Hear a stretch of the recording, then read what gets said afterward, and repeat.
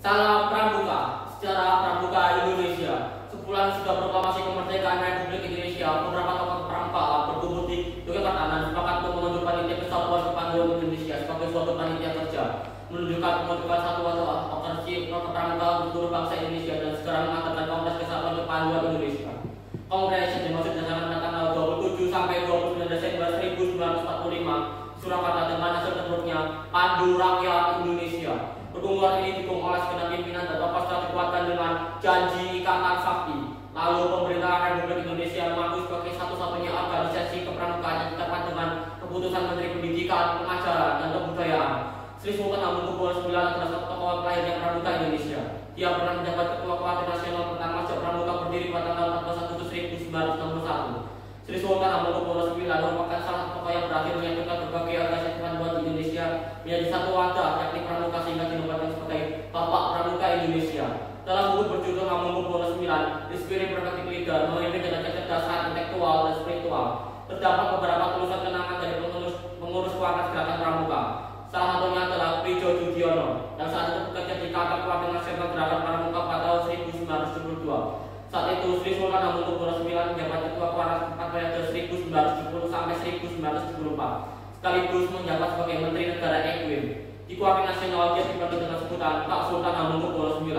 Beliau merekam berbagai hal atau pengalaman selama bekerja di Kongres. Beberapa datanya mengenai perjalanan ke Sumatera Utara untuk menuju pertemuan keluarga ke perkemahan Sibolangit dekat Brastagi. Dia menceritakan saat perjalanan melewati Gunung Sipayak dengan jalan menanjak dan sempit. Pengawal dari Forsido CPM tidak berhenti di tengah jalan. Mobil yang dinaiki Sri Sultan Hamengkubuwono IX bersenggolan dengan mobil dari arah berlawanan. Forsido CPM berhenti langsung turun dan memukulnya. Melihat insiden tersebut, Sultan turun langsung melerai. Kontan drama akan untuk berhenti. Semua tenang kembali ke posisi masing-masing. Semuanya mobil kembali setelah menuju bumi perkemahan Sibolangit. Kenangan kedua adalah soal pengendalian diri yang sangat luar biasa. Sebagai Kapolres, Sultan Hamengkubuwono IX menerima kunjungan akan pertemuan dengan Senator Maria Kawakatiba, Ketua Gerakan Kepanduan Filipina. Pertemuan ini membahas kerjasama Girl Scout of the Philippines dengan Gerakan Pramuka. Saat acara penyerahan Cindera Mata Berbayar Kulit Sri Kesna oleh Sultan kepada Maria Kawal, Senator Maria Kawal mengucapkan banyak terima kasih karena tidak pernah menerima Cindera Mata seperti itu, sehingga dengan halus dia menolak. Sultan tidak bersiap apapun dan raut muka beliau tidak berubah sama sekali. Beliau hanya senyum dan minta staf untuk menyimpan kembali banyak stikernya itu. Secara kontrol sangat luar biasa kenangannya.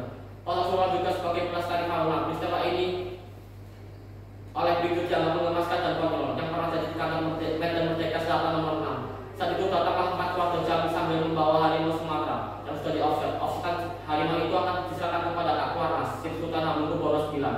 Setelah dihitung waktunya, harimau Sumatera itu yang telah di offset itu dipikul dari kantor Jalan Medan Merdeka Timur ke kantor Jalan Medan Merdeka Selatan. Sampai tidak mobil pickup. Harimau itu dipikul sehingga mengundang perhatian banyak orang.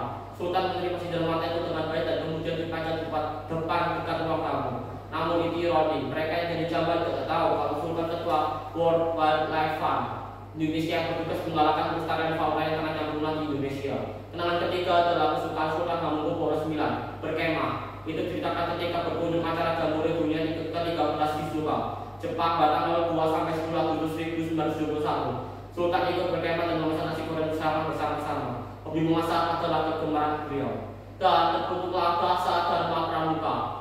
1. Takwa pada Tuhan Yang Maha Esa. 2. Cinta alam dan kasih sayang sama manusia. 3. Patriot yang sopan dan kesatria. 4. Patuh dan suka bermusyawarah. 5. Rela menolong dan tabah. 6. Rajin, terampil, dan gembira. 7. Hemat, cermat, dan bersahaja. 8. Disiplin, berani, dan setia. 9. Bertanggung jawab dan dapat dipercaya. 10. Suci dalam pikiran, perkataan, dan perbuatan. Terima kasih. Salam Pramuka.